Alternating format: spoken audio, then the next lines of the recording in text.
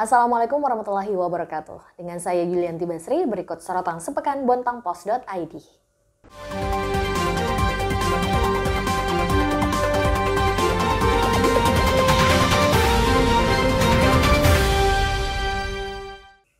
Warga Bontang Lestari nekat menjamret pengendara roda 2. Hal itu ia lakukan hanya untuk membeli sabu. Bahkan aksinya sudah dilakukan sebanyak 8 kali. Polres Bontang berhasil meringkus tersangka jamret di wilayah Bontang Lestari. Pria berinisial MM 26 tahun ditangkap di kediamannya di Perumahan Korpri Bontang Lestari pada Sabtu lalu 22 Juli. Tersangka ternyata merupakan spesialis pencurian dengan kekerasan alias jamret. Bahkan dia telah melakukan aksinya di beberapa tempat termasuk Bontang dan Kukar. Aksinya itu ia lakukan sendirian. Hasilnya kemudian digunakan untuk membeli sabu. Tersangka diketahui baru tinggal di Bontang selama 5 bulan terakhir ini. Adapun diketahui sudah 8 kali dia melakukan jamret, 1 kali di Bontang dan sisanya di Kukar. Dampak penyelewengan BBM jenis Pertalite, PT Pertamina akhirnya memberikan sanksi ke SPBU Tanjung Laut dengan menghentikan sementara penyaluran Pertalite. Kasus penimbunan BBM jenis Pertalite di SPBU Tanjung Laut berbuntut panjang. Kini PT Pertamina menghentikan penyaluran Pertalite ke SPBU tersebut. Hal itu sebagai bentuk pemberian sanksi kepada lembaga penyalur yang terbukti melakukan pelanggaran dalam pelayanan BBM.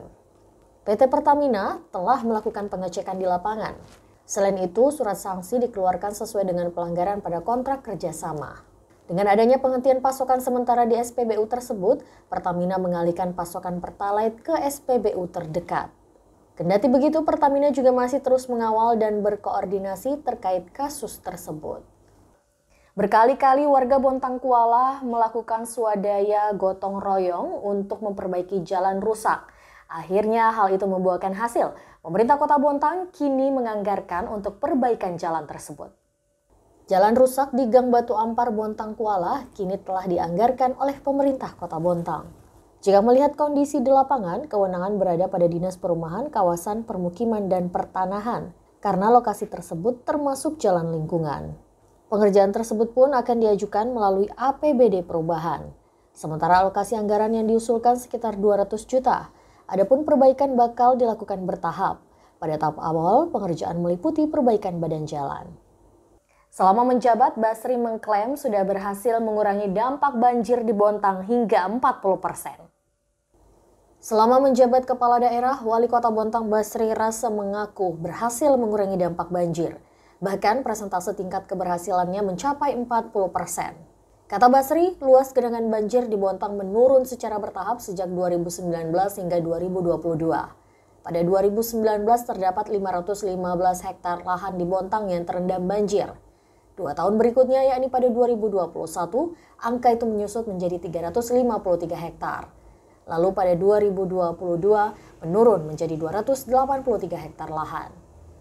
Meski baru 40% sebagai kepala daerah, Basri mengaku terus berkomitmen untuk mengurai persoalan banjir dalam waktu panjang. Hal itu ia buktikan dengan menjadikan program penanggulangan banjir sebagai prioritas di RPJPD.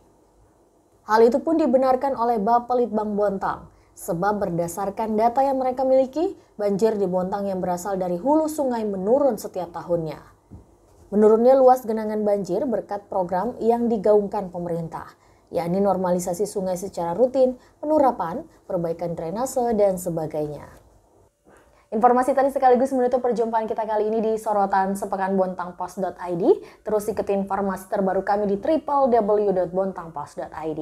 Saya Yulianti Basri, terima kasih. Wassalamualaikum warahmatullahi wabarakatuh.